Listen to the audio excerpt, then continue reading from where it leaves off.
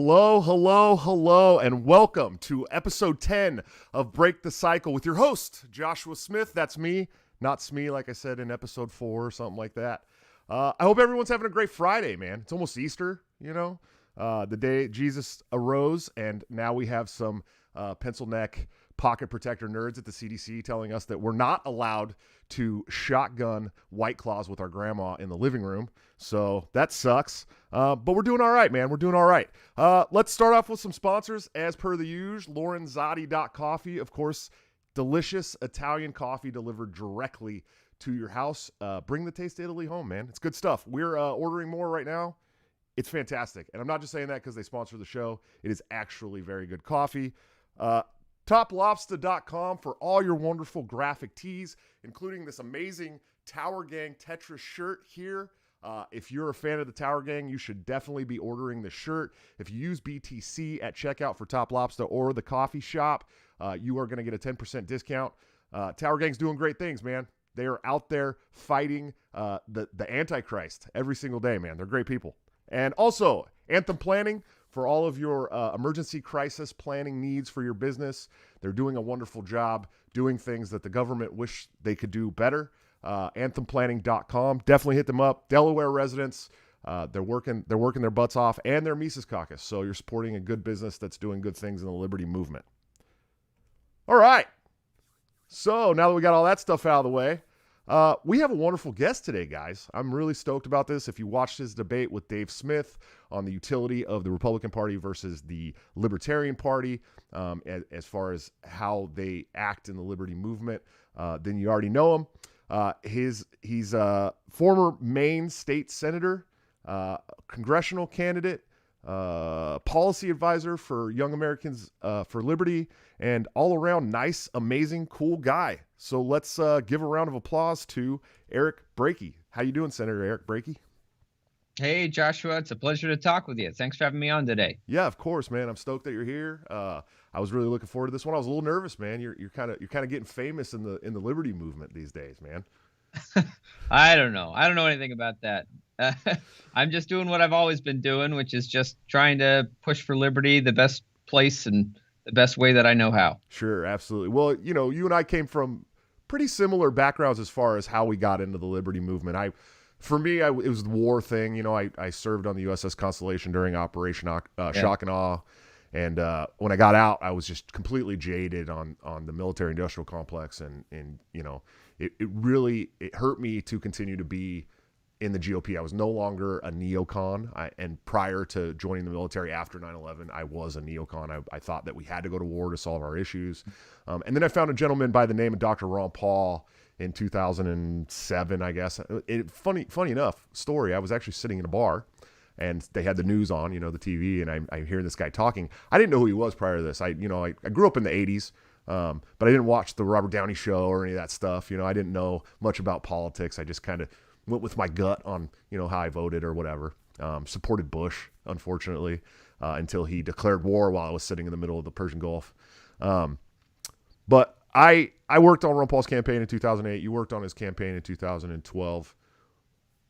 Do you remember like the feeling of the Ron Paul campaigns and how united the Liberty Front was? I mean, that was such a beautiful thing. Oh yeah, it's interesting. I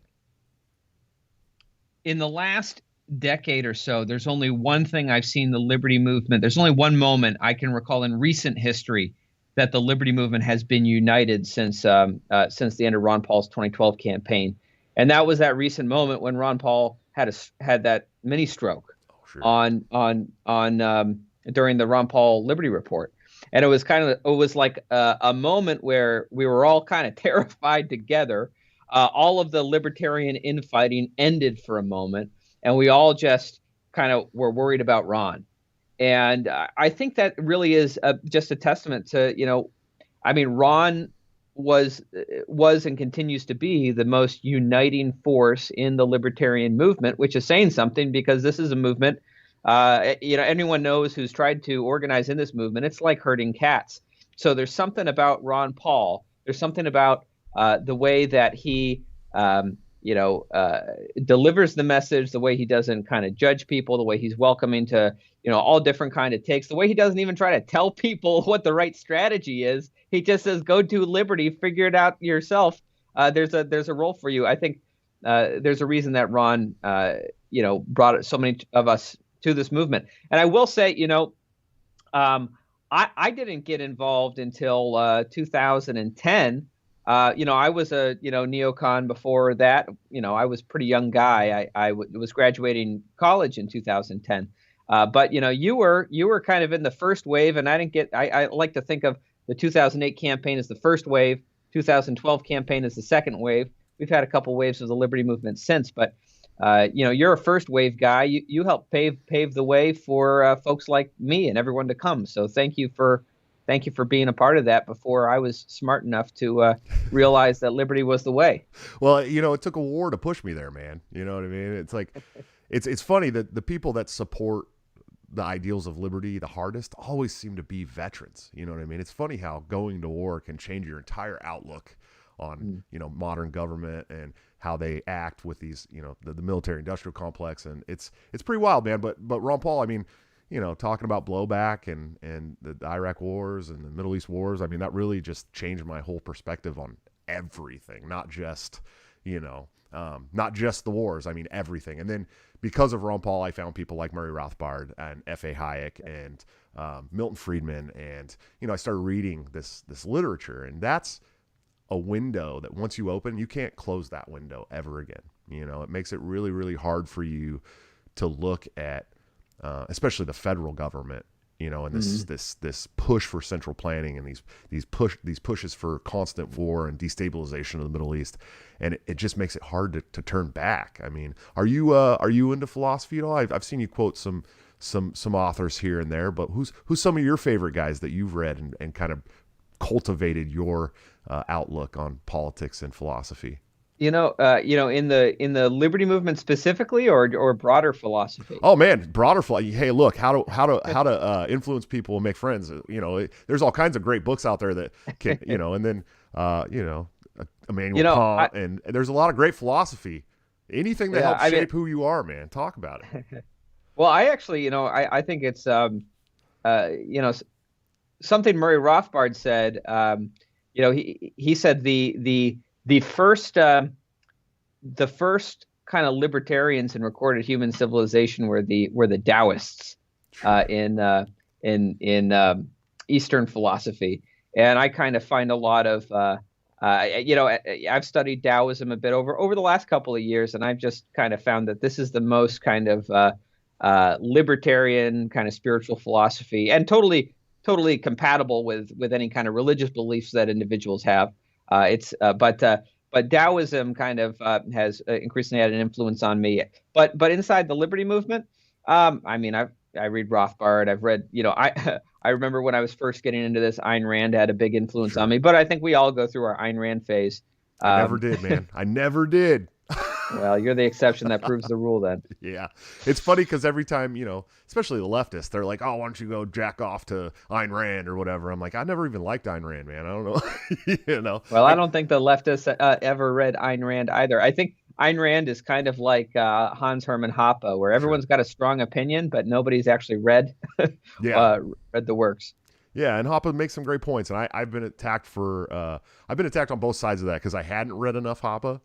So I was like, I don't really know enough about Hoppe to have an opinion. I got attacked by one side for that. And then when I started reading more of Hoppe, and I was like, hey, Hoppe makes some really good points, I started getting attacked by the other side for that. And I'm going, okay, you know what? I'm done. I'm just going to do whatever I want to do. You know what I mean?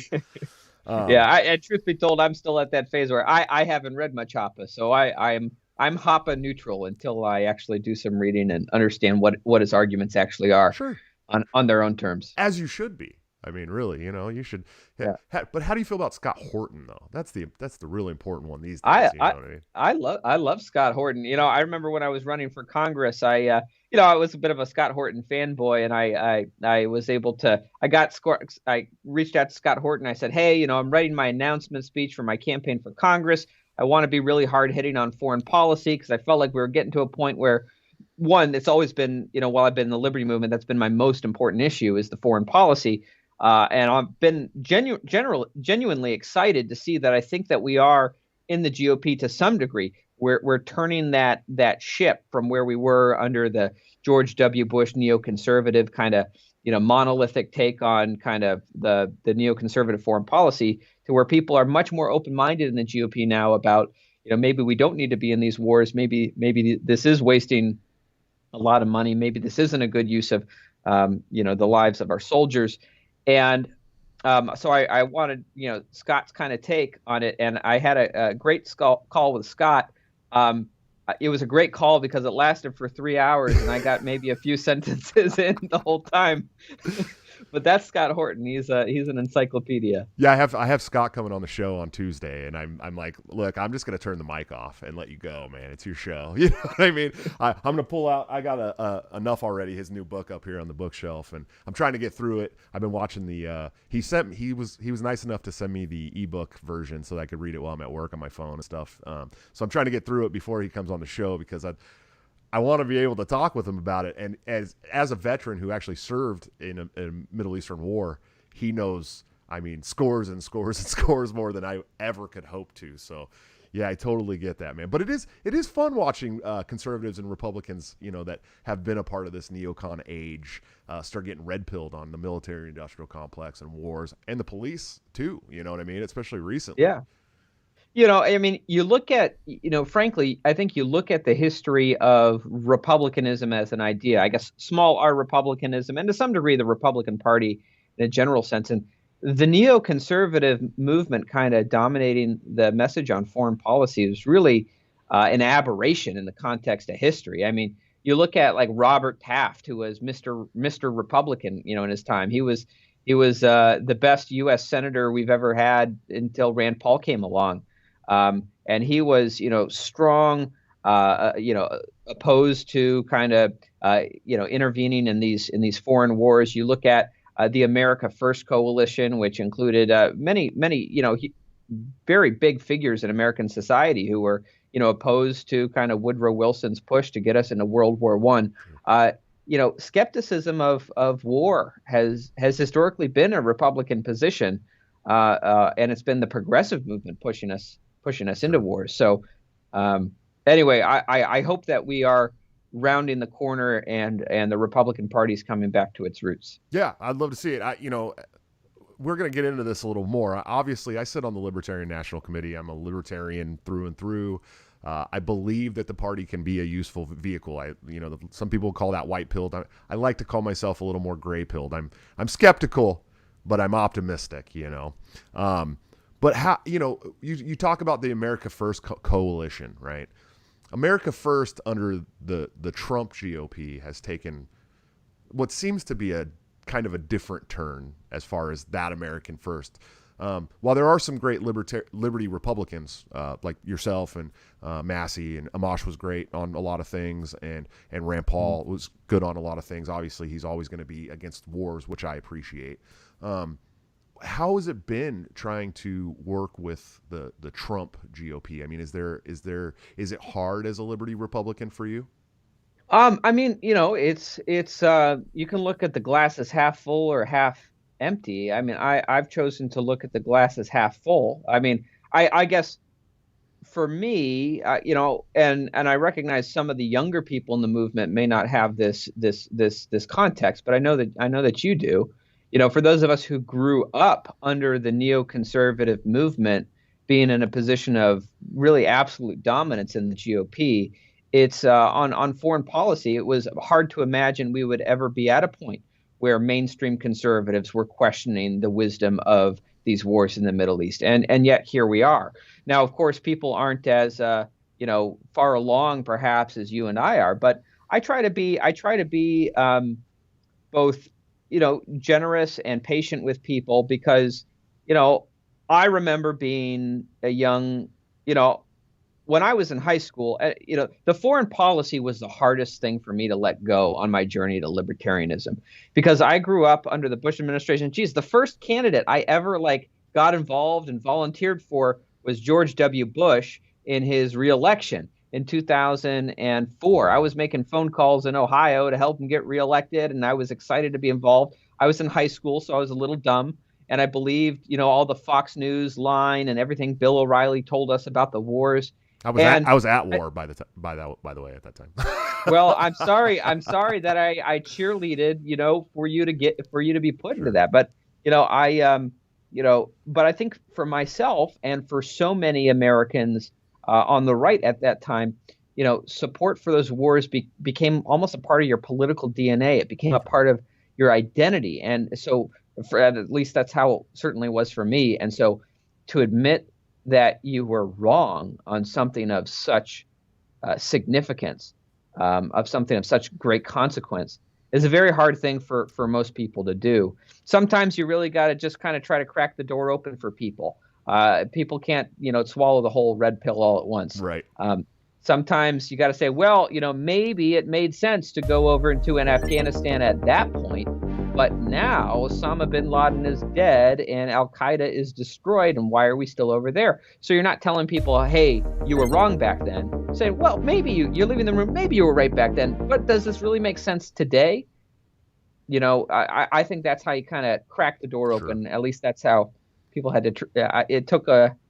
It was a process for me to get beyond that, and I think it's a process for a lot of folks. But I'm glad that people are going through that process, even if it's slower than it was for us. Sure, and it was I mean, the wars red pilled a lot of people at the end for sure.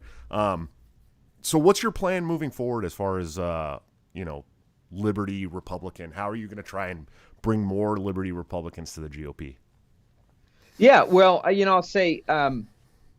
Look, my goal overall is to make Liberty win. It's not necessarily to make Liberty win in the Republican Party. I just see the Republican Party as the most effective vehicle we have available to us. So, I do think that sometimes in the movement we get caught in this game of being loyal. I see it on the LP side and the GOP side where people can get caught up too much in, loyalty to the party, whichever party that is. But we need to strip away, and we need to. Party is just a vehicle, and we should use the vehicle that's most effective to getting the Liberty movement to where we want to go.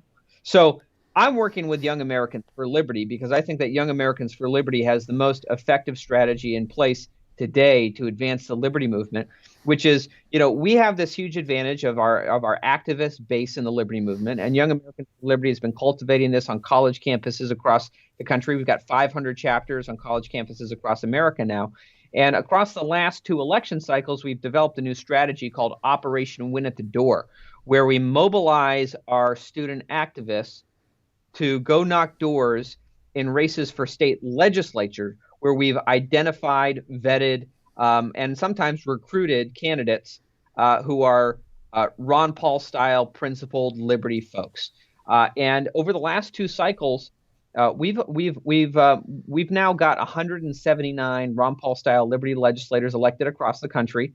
178 of them were elected as Republicans. One of them was elected as a Libertarian in Wyoming. He's part of our Hazlitt coalition, we call it. But they're doing amazing things. I'm helping to coach and mentor some of the newer legislators. But I'll tell you, when I got elected to the state Senate in 2014, this wasn't really a strategy people were pursuing in the movement. We were all still focused on the federal level. You had so many people running for Congress and U.S. Senate, and we won a few races here and there, but mostly we lost. But even if the goal is Congress and U.S. Senate, over 50% of those who serve in Congress started in their state legislatures. So if we can build the bench of Liberty state legislators, that's put us in a better position when opportunities open up in the future.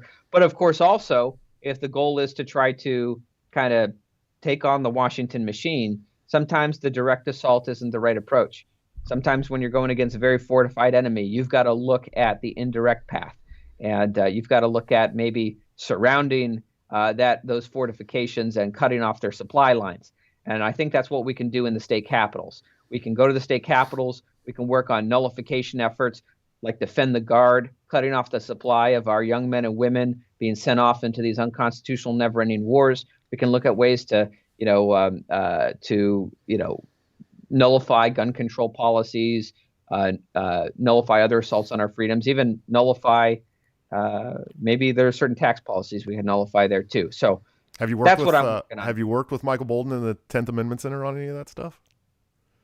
You know, not directly, though I will say, um, one of my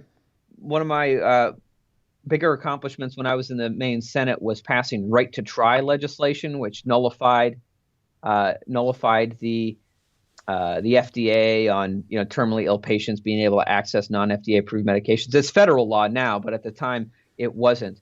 I sponsored that. We became the first state in New England to pass it, and that was just an idea I got by listening to Michael Bolden on the Tom Woods show. He's amazing, So, man. He's going to be a yeah, guest on my show in a couple of weeks too, man.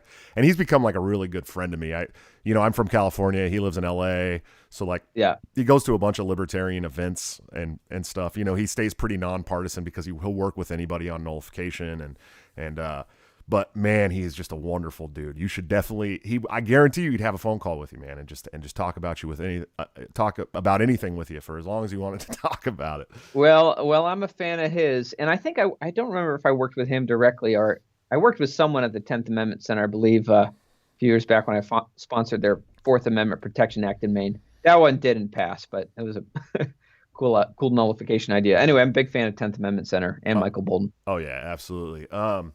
So, as a Liberty Republican in the state legislature in Maine, what kind of stuff were you able to accomplish? I know in the legislature you have to build relationships. I know that that's an important thing to do. You have to build relationships within your own party. You have to build relationships within the Democratic Party. If we had any libertarians there, you'd have to build some relationships with them as well. Talk to me about like what you were able to accomplish there, and what kind of relationships and how those relationships were fortified to help get you guys there. Yeah, well, the conventional wisdom is in a legislative body. It's all about building relationships with your colleagues, and I think that there's value in that. But I do think that a lot of legislators can get sucked into that a little bit too much. They want to become friends with their fellow legislators, and that leads to kind of getting co-opted by the establishment a little bit and getting into this whole, hey, vote for my bill, I'll vote for your bill, and this kind of, I always believed we should, read every bill for ourselves and decide on the merit of the policy, not our relationships with our colleagues. But that said, I was more effective than most legislators in Maine in getting some serious things passed. Some of the big policies I mentioned, right to try. I sponsored and passed constitutional carry legislation. Maine became the 6th state in the country to pass that. We're up to 19 now. Iowa the governor just signed it into law there. Thank God. In Texas, it just passed out of the committee. I was just testifying there on that. So we may be getting some more constitutional carry states in the near future. But constitutional carry, right to try, I passed some major welfare reform legislation, did a big expansion of our medical cannabis system along free market principles. I actually think Maine's got the best medical cannabis program in the country. And I also helped a bunch of 6th graders legalize hedgehogs. That was when 6th graders come asking for more freedom, I think that that's something that should be rewarded. So we legalized hedgehogs for them. But just as proud of the policy victories where actually changed things. I'm also just as proud as the times when I'd be standing alone and against everyone on corporate welfare policies or for civil liberties where just the rest of the legislature doesn't get it. But I would say what made me effective there was not so much the relationships I made, though that did help a little bit. I'm generally a nice guy. My rule is in politics, be nice to people when it costs you nothing. Sure. Eventually, you're going to have to stand your ground and be a dick. So you might as well be nice when it doesn't cost you anything. But the reason that I was effective wasn't necessarily so much because of my individual efforts by myself, but it was because I was able to reach out to networks of people who cared about these issues across the state. And rather than building relationships with the politicians, I built relationships with their constituents. And then I mobilized their constituents to put pressure on them to tell them to vote for liberty on constitutional carry, on welfare reform, on all these issues, or they'd get voted out of office. And ultimately, I think that in politics, there's two models for kind of how to kind of lobby a legislature. You can have access-based lobbying, which is what we typically think of when the lobbyists take politicians out to dinner. It's about building relationships. Or you can have a more confrontational style, which is you threaten their reelections by mobilizing their constituents. And I think ultimately, with our goals, where we're trying to get liberty back from the system that is not so predisposed towards liberty, that's really the only real path we have available to us. It's not always pleasant. It's not always nice, but they're politicians, and if you want a friend in politics, get a dog. It's a dirty business. I mean, I ran for intra-party office twice, and it got so ugly from my own party members that I was just... The politics of party politics are the worst kind of politics. Yeah. It gets really ugly, man. I mean, they went after my family and my relationships, and I mean, it was just dirty game. And that's a Libertarian Party. I mean, we're talking a small pond here, right? The less than 20,000 members at the time, $1.7 million a year budget, and I'm going, what are you guys fighting so hard for? It reminds me. I remember when we kind of took over the Maine GOP in 2012 on the Ron Paul campaign, and as a favor to a friend who was the state director of the Young Republicans, he asked me if I would start a county chapter of the Young Republicans, and I said sure. We've got all these new young Ron Paul people who'd love to be involved, but then the establishment showed up, and it was kind of a question. Well, someone asked me, are they going to run someone against you for chairman of this Young Republicans chapter? It's like, I don't know. Like, why would they do that? That'd be pretty stupid. This organization doesn't exist yet. There's no power here.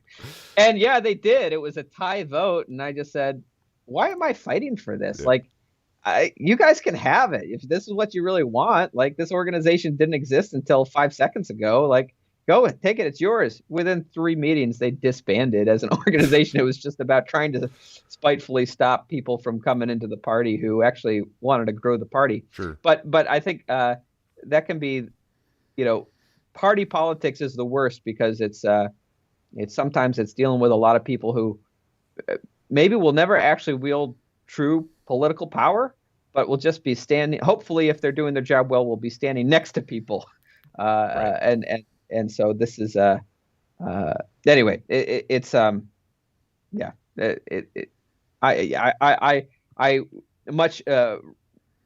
like a lot better when we're fighting over things that actually make a difference. Yeah, exactly, and that's how it should be. We should be, if we're gonna have an argument, it should be about the way forward and how we're gonna change things, not about this person did this and this. I agree fully. So you ran for Congress. I did. Right. Any plans to run for public office again in the future? I don't know. I haven't ruled anything out. So I ran for U.S. Senate in 2018. I was the Republican nominee in Maine. I ran for Congress in 2020 in the Republican primary. Was a strong front runner in the race. Things looked good until COVID hit. The primary was delayed a month and a half. We had to stretch our budget a month and a half longer than we thought. And then the neocons came in with $500,000 at the last 3 weeks that they dumped on me, calling me a never Trumper because of comments I made in, defending Rand in the primary. So yeah, that didn't work out as we'd hoped. Truth be told, I don't see myself running for federal office, at least not in the immediate future. I think I've done that twice. And I'm really beginning to think more and more that the state capitals are where the fight is. So I'm focusing my efforts on the state capitals. To be totally honest, I've thought about running again for my old state Senate seat in Maine that I held for 2 terms, but I haven't made any decisions there. And ultimately, my bigger focus is just making sure we can keep working this state capital strategy, and whatever I can do to be a force multiplier there and help help this new wave of liberty legislators that are kind of making their way, getting their sea legs and really starting to make a difference.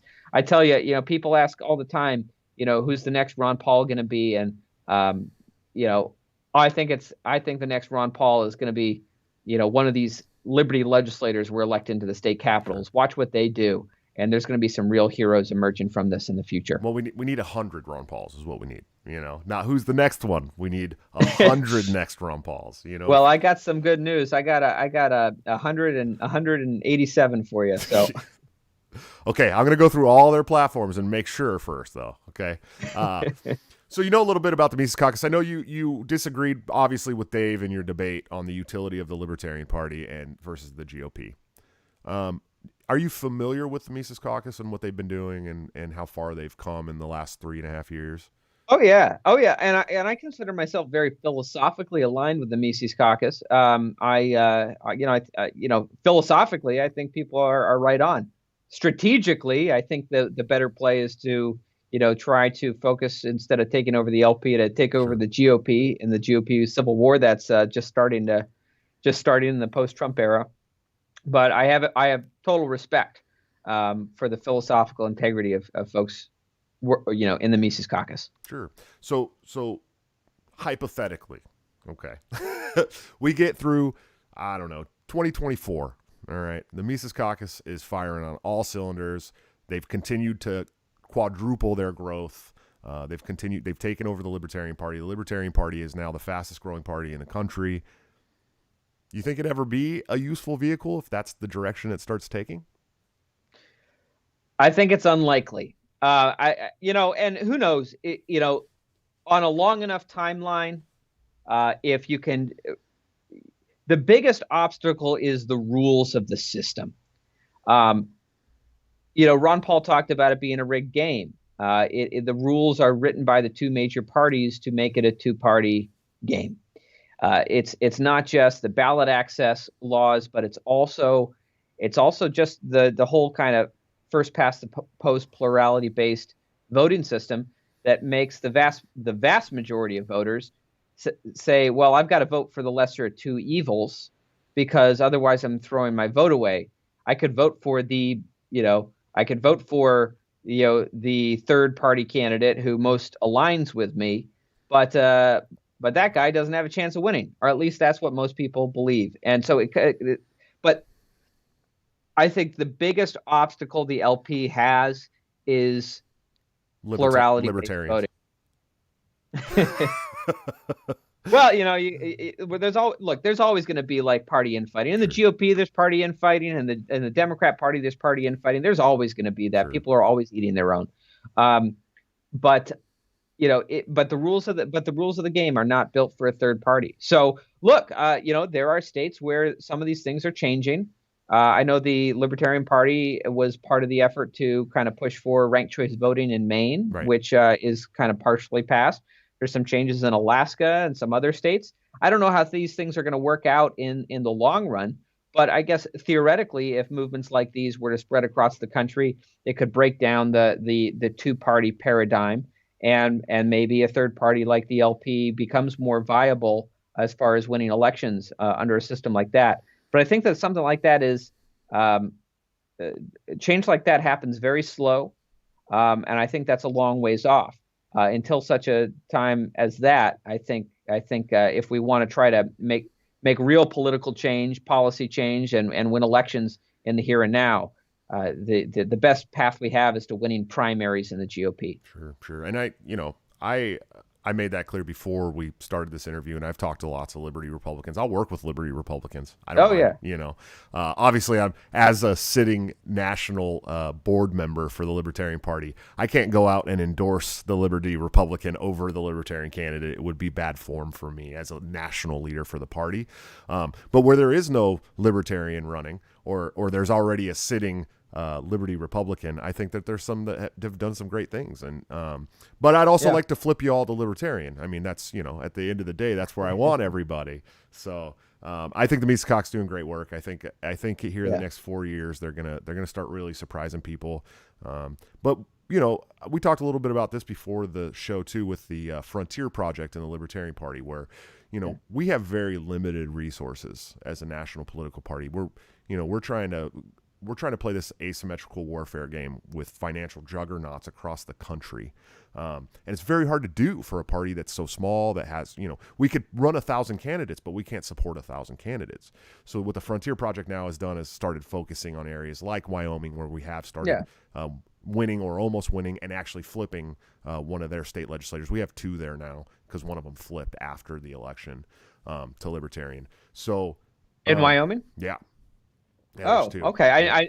I knew about Marshall Burt in Wyoming. Marshall won, right? Okay. Yeah. I know Young Americans for Liberty deployed and helped with Marshall's campaign. We were very excited. First libertarian elected to a state legislature in like a quarter century, I think. Sure. Yeah, I think it had been a long time. I think the last one was in Alaska too. So, and at least 25, 30 years. I think it was, I want to say maybe the 80s, even like early 80s. It's a long time ago. So I'm trying to remember the story of that guy in Alaska. If I remember right, he won. He didn't finish the term because he ran for president or something. Yeah. Libertarians, man. You never know what a libertarian's going to do, We do some crazy things. I think Marshall's sticking around, though. Yeah. And they've had a couple of really strong candidates in Wyoming, and it's because we took the limited resources we had, chipped off a big chunk, and sent a bunch of people there to work on those campaigns, as you should if you're a political party and you want to win elections. And I think I heard your debate with Dave. You actually, you read the dictionary definition of a political party, and how, it's to win elections. There's no philosophical ideology thing there, right? In the Libertarian Party, we're a little different. We have a bylaw that actually states that we have a multifaceted goal. One is to get people elected. It's a political party. We'd obviously want to get people elected. The other is that we want to educate people on the ideals of liberty. So there is a little bit of a think tank aspect there. I don't know if that's harmed the party. Sometimes people go into our platform and start just fighting with everybody on each individual point. And I've always said, let the candidates make their own damn platform. You know what I mean? You should see GOP platform debates. Oh man, I can only imagine. Yeah. No, I think these kinds of things happen. We feel the infighting always that happens in our own sphere, but then we always think, geez, the other parties have their stuff together way more than us. But truth be that infighting is. Well, I try to explain this to people too. I'm like, listen, you only see the libertarian infighting so much because there's so little of us, right? Like, every libertarian across the country online. I mean, you just know them all. You know what I mean? You see them all the time in these, delegates groups and stuff like that. The Republican Party is so big that you don't see all the county groups fighting. You know what I mean? We when I lived in Southern Washington, this is actually when I got involved with the party again in 2016. The Clark County Republican Party, like the chair was funneling funds into his private bank account or something like that. And I always use this as an excuse because there's corrupt people all over the country. It doesn't matter what political party you're in, but nobody heard about that. Nobody heard about that shit. If that happened in one of the county parties in the Libertarian Party, every libertarian in the country would know about it because it's just a small pond and everybody's a big fish. Yeah. Well, thankfully, there isn't enough money in the Libertarian Party for. That too. There's some campaigns that have raised some pretty good money, and we did. This last election cycle was good for us. I mean, we had Ricky Harrington Jr. in Arkansas who ran against Tom Cotton, got 30-something% of the vote for a U.S. Senate race as a libertarian. Yeah, there was no Democrat in that race, right? Right, and the funny thing was PBS. Okay, so Ricky Harrington is this very calm, soft-spoken black preacher from Arkansas, right? Nice as pie, probably one of the nicest guys you'll ever see in politics. Very honest, very down to earth. And PBS from Arkansas offered a debate to Tom Cotton versus Ricky Harrington because there was no Democrat. And that's like, that's an opportunity as a libertarian. You have to jump on that because we don't get invited to the debates. And so he and of course Tom Cotton wouldn't do it. He declined. So what did they do? Yeah. PBS let Ricky Harrington get up there and talk for an hour with the moderators by himself. It was one of the most beautiful things I ever seen. And Tom Cotton's not well liked, right? Even in Arkansas where he's at. And so he, Ricky Harrington, a libertarian. The worst. Yeah. I mean, he's definitely up there. I'm not a big fan of Mitch McConnell either, but that's neither here nor there. So yeah, he got an hour to address his constituency with libertarian policy, and he got like 35.5% of the votes. Definitely the most we've ever gotten for a U.S. Senate candidate. So it was pretty cool. And then we won some state legislature seats. We got a lot more local people elected. So we're getting there, Eric. I'm telling you, a couple more years, you're gonna have that L next to your name, man. But I'll tell you, but the places where the LP wins is when one of the two major parties doesn't have a candidate in the race. Yep. So like Marshall Burt won because he was able to, it was a Democrat in the race. The Republicans never ran anyone in that race, and so he was able to not just have the LP faction, but he was able to rally the Republicans around him too and say, why would we just let this Democrat have the seat? And so, and this is the barrier. The barrier is like when it's a two-party race, and the LP is the one of the two parties, that positions the LP to do great. But when there's a third party, people are just programmed. Sure. They see the R or the D, and that's where they instinctively gravitate towards. It's so hard to overcome that unless we can get to a place where we move beyond the first past the post system. And we're starting to see that. And maybe long term that could spell some real electoral success for the LP. But geez, it's difficult in the short run. It's hard. It's been hard. I mean, the party's been around 50-something years, and it's always been a fight. But, we do have many years where we get 50 state ballot access. We won't talk about Tennessee. It's a problem. And a couple other states here and there. But, they fought really hard for what they are. They're like the little engine that could. They keep going on a broken leg, So I'm proud of them. Let's talk about some tyranny. We should get some of those really energetic, like awesome liberty activists to come to a party where they can make a difference. Oh, okay. I see hey, you can't be recruiting my libertarians, man. We don't got a lot of them, okay? Let's talk about some tyranny in this country, man. These COVID, right, let's go for it. These COVID, this idea of COVID passports. Obviously, it's something you're against, right? Oh yeah, it's it seems to me, It seems to me like the latest iteration on this idea of that they've been pushing forward for decades of this kind of this national ID card, but this time it comes with all of our medical information attached to it. I remember Ronald Reagan took one look at this proposal. It was the national ID card proposal was put in front of him. He said, "That's the mark of the beast. We're not having that." But it's an idea that never dies. It's a dream for central planners to be able to, basically track and monitor the entire American population. Sure. Yeah, absolutely. So, obviously, I don't agree with him on everything, but people like DeSantis, you think he's doing the right thing by signing an executive order, basically banning any idea of a COVID passport in Florida?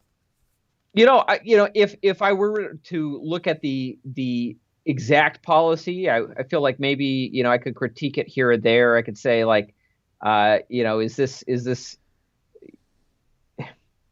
overall, I'd say yes, in broad strokes, yes. I think that certainly pushing back against anything kind of coming from the federal government.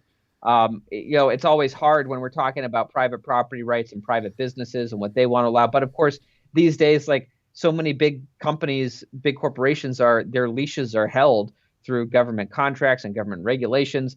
They aren't really independent actors. I think Ron Paul said recently that, big corporations have become the favored vehicle of big government to do the things the Constitution doesn't allow them to do. Sure. And there's a lot of it's increasingly becoming evident that that's true. So, in a general sense, yes. If I were to look at the exact executive order, I can't promise there's nothing I wouldn't there's nothing I wouldn't critique in it. Well, is there ever an executive order that has something you wouldn't critique in it? I mean, let's be honest here, they pack this shit with so much pork all the time. It's always It's always, look Yeah. here, we're going to do this. I mean, it's constant, and they do that in these economic stimulus bills as well. I mean, what a farce that has been. You know, we're going to pay you $1,400 to look the other way while we send money all around the world. You know, Yeah. You know, so if you ever do get in Congress, we have your word that you will take over Rand Paul's spot in Congress or the Senate as the official House filibusterer, right? I don't think you can filibuster in the House. I think that's Senate. We're thinking bigger here. That's a unique set. I mean, look, I can talk a long time and I'm good on my feet. So I think those are the only two things that are required. But I don't see anyway. I don't see anything like that happen, at least not in the near future. But can you read a 5,000-page bill overnight, though? You know, I don't know that anyone can. So I think it's easy to come to the right answer and vote no. Sure. Just Dr. Know it up, man. We learn from the best, right? Yeah, Ron definitely blazed a trail and left an example for all of us. Sure. So you know, we just spent a whole year in tyrannical hell. You know, obviously the COVID passports is it's an idea, but we actually dealt with this shit for a year. How did Maine do, man? I mean, did you guys shut it all down? Did it get all dicey? And Maine's been pretty awful, which is a real shame because, you know, for the last decade, we actually had a halfway decent governor. Now, he wasn't a libertarian, but he never would have done any of this stuff. But we have one of the most tyrannical governors in the country. Her name is Janet Mills. Oof. I remember when she was Attorney General, she was the worst kind of Democrat. She's the kind of Democrat who, you know, some Democrats you find some common ground with, like, hey, you know, like all the ACLU Democrats out there. Hey, we can agree that like government shouldn't be spying on people, and you know, maybe we, you know, on drug kind of freedom and all of that. But she was the worst kind of Democrat. She was big government on economic policy, big government on personal liberty. She's just as for government controlling everything. And she became the Democrat nominee. She won, and she's been awful. She has kind of had some of the most draconian lockdown policies anywhere you would find it in the country. You know, Maine is a state that relies very heavily on the tourism industry. Sure. It's called vacation land, and the tourism industry has just been destroyed. It is hard for me to imagine how long it will take for Maine to recover, except for the fact that because of Joe Biden in the White House now, and just kind of handing out trillions of dollars across the country to the states that to Democrat-run states, basically stealing from the states that didn't have these draconian policies. That we're getting a whole bunch of federal money coming into Maine. But of course, that's problematic because, for so many reasons. But one of the reasons is it makes our state more dependent on Washington, D.C. Sure. We become literally a welfare state.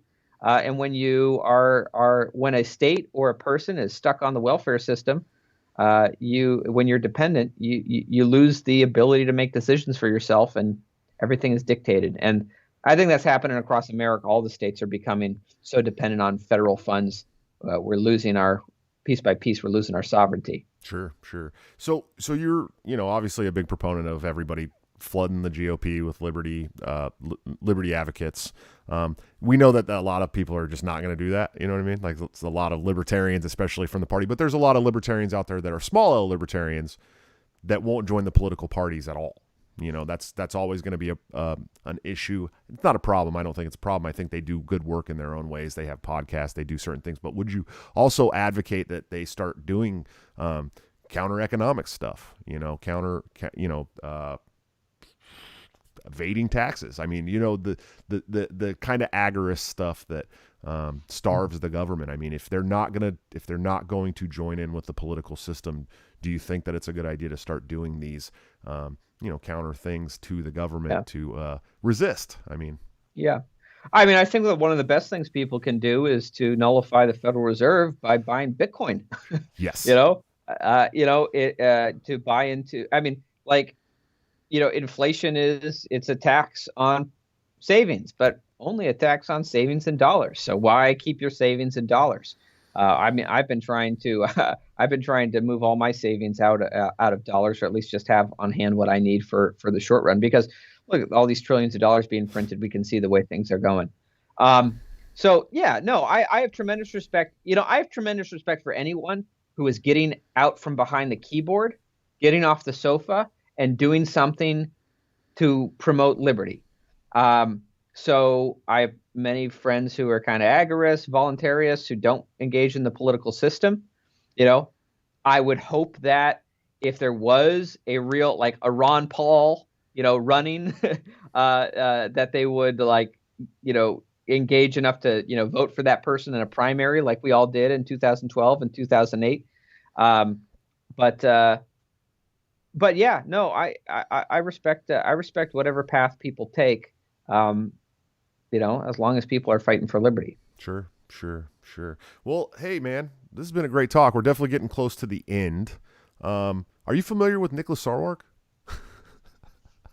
A little bit. And what, truth be told, I know Nick, I know there's been a ton of drama, and Nick has picked a lot of fights with people that I really like and admire, like Tom Woods and Dave Smith and others. I was surprised, actually. I met Nick Sarwark at a, I think maybe it was Freedom Fest or something a few years back. And I was surprised, considering like his online persona and how much of a dick he's been to people on Twitter. I was surprised to have a conversation with him that actually was, productive, and he seemed like a reasonable person. And I don't know what it is. Like, people just get behind, people get behind the keyboard and they just, he wears a good mask in public. Trust me. Well, I don't know I don't know what it is. Social media, I swear to God, just brings out the worst in people. So, but yeah, no, I know Nick Sarwark, and I wish he would stop picking fights with good people. But other than that, I hope he and his family are doing great, and he lives a wonderful life. Well, this is great, because he's one of those people that wants to submit to the will of anybody who's ever held an office. And so now you're hearing it from a former state senator. Nick, stop being mean to people. We're done with it. We're done with it. How about Tower Gang? Have you heard of Tower Gang yet? No, what's Tower Gang? Oh man, I can't explain it to you, man. Is that related to your shirt? Yeah, it's a group of people that have kind of went to war with the blue check marks online. So it's been a lot of fun to watch. Oh wow, I am a blue check mark online, so yeah. I better watch out. Not all blue checks. Hashtag not all. No, that's not true, because I told them that I was gonna try to get a blue check mark. Just to troll people, and they're like, well, you know what's going to happen? We're going to come after you. And I'm like one of the early adopters of Tower Gang, man. So you know how I got my blue check mark? It's a funny story. I had verification on Facebook or something, and I thought I had it on Twitter. Apparently I didn't have it on Twitter. I just made a mistake. But I logged on one day and I saw that I didn't have a blue check mark on Twitter, and I thought, did they get rid of my blue check mark? And so I just started a Twitter campaign. Hey, Twitter, why'd you remove my blue check mark? What happened? And libertarians across the spectrum just got all upset and just messaging Twitter, and before I knew it, I had a blue check mark. So sure. Well, that's raise a fuss and you might get one. Well, here's the thing with libertarians, man. We know that there's so many shitbags out there with blue checks that we need to have some good people with blue checks too. You got to balance out the good and evil, Eric, But shoot, man, yeah. I really appreciate you coming on, dude. I think this is a great talk. I'm a big fan of yours. I hope you do a lot more work in the liberty movement forever, whether that be at the state level or the federal level. I think you're gonna be a bright, shining star. We won't call you the next Ron Paul yet, but there's room for it, man. Where can people follow you at? You can follow me on Twitter at Senator Brakey. You can follow me. You can like me on Facebook, Eric Brakey over there, and yeah, you can. Anyway, just keep fighting for liberty, and I'm sure we'll bump into each other somewhere along the way. Absolutely, sir. Hey, thank you so much again for coming on. I really appreciate it. Pleasure's all mine, Joshua. All right, guys, that was former state senator Eric Brakey. He's a great guy, man. I really, it's very hard to find somebody that is that nice in the liberty movement. I enjoy talking with him. I enjoy watching him. His debate with Dave Smith was probably one of the most jovial debates I've ever seen. Usually we want to kill each other. So definitely go follow him, man. He's a great guy. He's a good voice for liberty. He's solid on principle. Even if he's a GOP guy, he's still very solid on principle. Don't forget about him, man. But Yeah, good show, guys. Definitely make sure you check out lorenzotti.coffee. Again, BTC at checkout is going to get you a 10% discount. Same with toplobster.com, where you can get this wonderful Tower Gang shirt if you support the Tower Gang and their very godly work against the Antichrist. Check them out. Anthem Planning, anthemplanning.com for all your emergency crisis and planning needs for your business. They do good work. Mises Caucus people out of Delaware, executive producers of the show now. I will actually have one of the owners on the show, not this coming Wednesday, but the following Wednesday. As far as the schedule goes, guys, we changed it up a little bit. We were going to have Scott Horton on Friday, then Spike Cohen, Michael Bolden, Phil Labonte, but Scott has now been changed to Tuesday. So we'll have Scott Horton on Tuesday, and then on Wednesday, we're going to have the legend, Neocon Remover. He takes no shit. It's going to be interesting. We're going to have a lot of fun together. He'll probably drop some surprise stuff. And then we're going to have maybe a very special surprise guest next Friday. You're definitely going to want to check it out if that's the case. Make sure you smash that subscribe button on YouTube. I'm trying to grift that ad revenue into becoming a stay-at-home dad and doing daily content. Check us out on Patreon, man. We got some good levels. The chat on Discord is filling up quickly. That's patreon.com/breakthecyclejs. Really cool swag over there. You can also become an executive producer if you'd like to throw those mini schmackers at me. But other than that, man, I will see you guys on Tuesday for the always great Scott Horton. And until then, don't forget to break the cycle.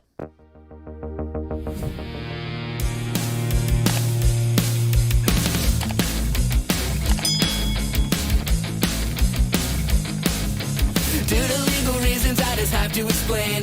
The lyrics of my last song may seem to contain a violent call to action in the verse and refrain, but I just meant it in Minecraft. The helicopter part was in reference to GTA 5 and the things you do. So any violence you commit, I am not an excuse, because I just meant it in Minecraft. Well, Chipper is my friend and he's constantly cold. Accusations of incitement getting totally old. Make your own choices, yeah, you have control, because I just meant it in Minecraft. Obviously I would never advocate force, unless there's due process and a trial, of course. And if you're convicted, we will make you a corpse in Minecraft, just in Minecraft. Nothing I mean, you know it. No product theaters gets it close to COVID. Holy shit,